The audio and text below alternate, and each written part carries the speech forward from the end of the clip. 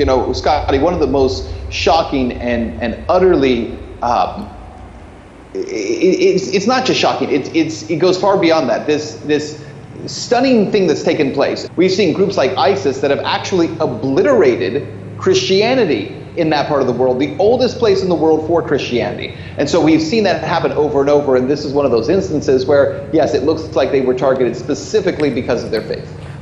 And once we saw everything take place that has taken place in Syria over the last, six years now, we've actually seen, as I said, the obliteration of Christianity in that country, and also in Iraq. There were about 5 million Christians living in Iraq under Saddam Hussein, and most of them are gone today, and they were protected by Hussein. You know, it's interesting that you bring that up, because I don't think a lot of people in America understand exactly in Syria the roles that they play. And it brings up the idea that right now more than 3,000 Christians just last year alone were killed worldwide. And according to a study last year and from Georgetown University Religious Freedom Program, they said that Christianity is the leading community being targeted for their faith. Far-fetched. Here in America, every church, every corner, and possibly twice on both corners in the South, there is a church. So where is the outcry here within the evangelical, the Christian community, the Catholic community for their brothers and sisters around the world? Why aren't they getting involved and getting more involved in this kind of foreign policy to protect those of the same faith? So I really believe that it comes down to a messaging issue. And I think that, you know, your last guest talking about the military-industrial complex, I think the military-industrial complex has done an amazing job of keeping this part of the story silent. I believe it's out of ignorance. They have no idea that what's actually the end result of these conflicts, the end result of regime change in Egypt, in Libya, in Syria, in Iraq, is the extinction of Christianity. You know, in Syria, the Christian movement there is literally the oldest in the world. It is the first place where Christianity, after it left Jerusalem, it went to Antioch, which was in Syria, and it's over 2,000 years old there, and it's almost completely gone. I think if Christians in America realized what was happening, they would take a step back, but the messaging has been so good to silence that information that many of them just don't know. I'm watching what's going on the world stage. I'm looking at the fact that Germany, France, and a bunch of other European countries that stood up on the same side of the fence when tyranny was coming down on us. We've got an open border allowing this stuff to come in freely. And what are we doing about that thing in particular, an open border? What are we doing about it? Okay. You're talking about my freedom and everybody's lives who gave here, everybody who put their life down on the line, and you're saying, it's okay, it won't happen to us. It's happening in France and it's happening all over. Sorry, sir, what's happening? The people are saying no, because these two cultures will not mix. Which two cultures are those, sir? Islam and Christianity. No, sorry, okay, hang on. Let's be, sorry. Democracy only works in a country like Canada if people are free to express their fears, their concerns, their opinions, and we get an opportunity to respond to them. So I'm going to ask you all to be respectful of the speaker's question, and thank you for sharing your concerns, sir. I've got one other thing I want to say about it. Okay. Is that they've openly stated that they want to kill us. Okay. And you're letting them in. Okay. Sir, how am I going to go on this one? Canada is a country that was built by immigration. And that is what has created this extraordinary diverse society we have. Now, Canada remains one of the only countries in the world where citizens are, by and large, positively inclined towards immigration, helping them thrive in our communities, helping them contribute to growing this country. And we are a country that you can look around any room and see the diversity that has made us strong. But we know that this has been the story of Canada. People coming to try and build a better future. And there are always reasons to be concerned, reasons to be worried about someone different arriving in your neighborhood. But what Canadians have always known is that it's better for all of us if we're good neighbors. It's better for all of us if you're looking out for your neighbor, if you're understanding that we all build this success together. To Canadians, it makes our communities more resilient, it makes our country stronger, and it will continue to. Watch the millions of partygoers packing into Times Squares and in other parts of the world, from Australia to Dubai. They all mark the beginning of 2019.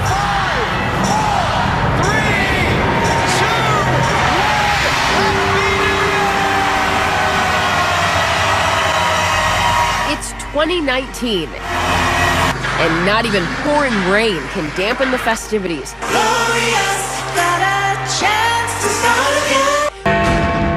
Billions of people across the globe happily welcomed a fresh start with confetti, bonfires, and of course, fireworks. Thousands packed the Champs-Élysées in the French capital to watch the firework display at the Arc de Triomphe. Every one of us has a native desire to live in a peaceful and unified world. As you get older and more mature, you begin to realize that there are always bad actors and people who will take advantage of situations that makes unity and peace hard to accomplish because they put their own selfish interests above everyone else's. But yet there's something in us that's saying, as Rodney King, once vocalized so many years ago, can't we all just get along? Can't we all just get along? And the resounding echo from history is apparently not. Apparently not. This conflicting thing is always there, and yet there's this yearning for that Edenic utopia, the desire to have a world that's filled with peace and love and brotherhood and goodness and kindness that somehow we idealize but never quite can actually actualize in our daily lives. This is the answer. This will solve all the problems. We'll move past nationalism. We'll be done with patriotism and all the extremes, as Prime Minister Macron said it creates. This vision of France as a generous nation with a vision which carries universal values has been, in those dark times, exactly the opposite of the selfishness of a people which only looks at its own interests. Because patriotism is the exact opposite of nationalism. Nationalism is its betrayal. By pursuing our own interests first, with no regard to others. Actually, nationalism is what defeated tribalism and brought an end to conflict, but nonetheless, it's a whole different discussion. In other words, not just simply nation states, but supra-states. That is, governments and countries that now may have separate boundaries will be bound together in a new kind of organizational hub, much of it being economic as opposed to being ethnic or anything else that might link people together in cultures today. Basically, it's a government that he says is partly strong and it's partly brittle. And then he says the people will be a mixture and will not remain united. So it's going to be an interesting world where we talk about this multiculturalism, which is so much in vogue in our time today. It's going to be a multicultural collection of people who previously may not have found themselves bound together, but now are bound together by force, by governments, by economics, and to some degree by a universal central religious system. He tells us, secondly, that this nation will rise in a time of unprecedented difficulties in the world. In fact, both Matthew and Luke speak at length about that when they talk about there'll be a time of wars and rumors of wars. There'll be nations rising against nation. There'll be great earthquakes, famines, pestilences, he says, in various places, and fearful events. Nations, he said, will be in anguish and in perplexity. Perplexity is an interesting word because it means huge problems without any solutions. The world will be in difficulty and there'll be no solutions available to fix them. He goes on to say, and there'll be the roaring of the seas. I think about that with the hurricanes and the recent tsunamis that have been experienced over the last decade and even just a few weeks ago. He says, because of these things, it'll be a time when men's hearts will be failing them. They'll be fainting in terror. They'll be apprehensive of what's coming on the world. Even it says the heavenly bodies will be shaken, which is open to a lot of different interpretations.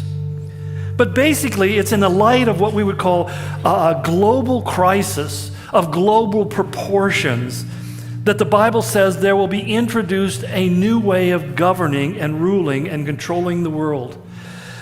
Interestingly, maybe even coincidentally, that the UN Secretary General, every single one of them have been avowed socialists and committed globalists. Beginning with the very first Secretary General, the acting Secretary General was first formed, was a man by the name of Alger Hiss. Alger Hiss worked for the U.S. State Department. In 1952, he was indicted for being a Soviet spy, and so he was way up in the government system or the State Department, but also was working in collusion with the Soviet Union to bring world globalism. You have men like Boutros Boutros-Ghali, who served until 1996, and he simply stated in one of his speeches, the time of absolute and exclusive sovereignty has passed. In other words, he's saying the time of nation states like the United States of America, well, that time is past. We've moved past that to a new reality, a new global government. Kofi Annan, who was also well known, made the statement, human rights issues push sovereignty to the edge. The idea of a sovereign nation just needs to be pushed aside because we're in this new reality where human rights trump the rules and regulations of various governments. The current Secretary General, Antonio Guterres, interestingly, was previously the president of the Socialist International, which is an organization of 100 different national socialist organizations. Many of them, of the leaders of Europe today, are part of the Socialist International Party. And their basic statement is this: the ultimate objective of the parties of the Socialist International is nothing less than world government.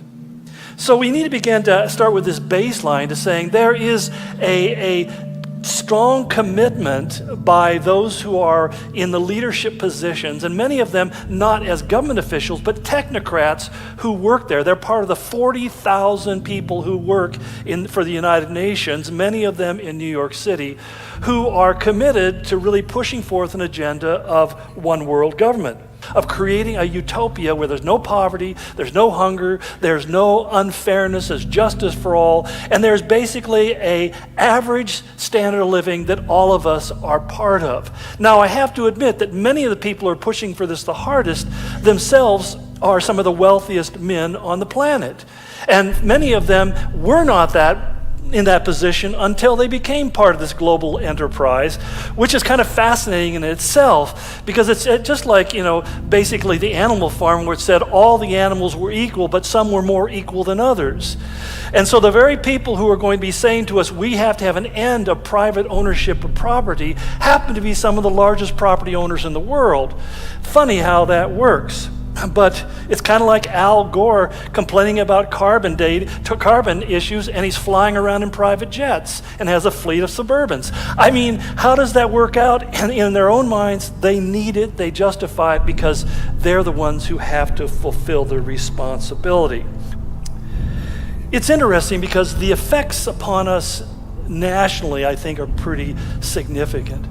Because really, when you look at the ideological divide in America today, it is over nationalism versus globalism. I mean, when you sort through all of the stuff, and all the different protests and things, it always comes down to those who support globalism, which many of them unfortunately happen to be in the Democratic Party, but there's many in the Republican Party as well. And then you have people who believe that our nation should come first. The divide that's taking place has real impact. In fact, a gentleman by the name of Keith Mines, who's a security expert, he was a Army Ranger and served in a lot of different corporate areas. He's become one of the foremost specialists on the cause of civil wars. What causes civil wars in countries? And he made the point that there are 5 conditions that he says are predictors of a nation going into civil war. Listen to what he said. The first one is entrenched national polarization with no obvious meeting place for resolution. We are divided as a country. We can't even talk to each other now. Wear a MAGA hat in public and see what happens. Unless you're in Rathdrum, you're probably in trouble. Secondly, he said there's an increased divisive press coverage and information flow. So depending on what side you want to support, you can just turn the channel to it. There's one channel that's all day not hate Trump, and the other side is pretty much all day we support Trump. There's this division now where the press coverage all depends on who they want to promote. Facts have no longer become objective.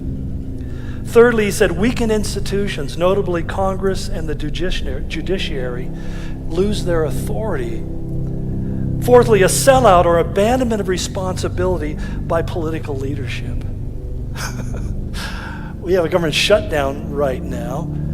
It's interesting because the problem is simple, the solutions are obvious. It's a fix is right there, it can be done anymore. But there's an unwillingness of anybody to be identified as being on the wrong side of the issue, and so therefore they pander to us, the constituents.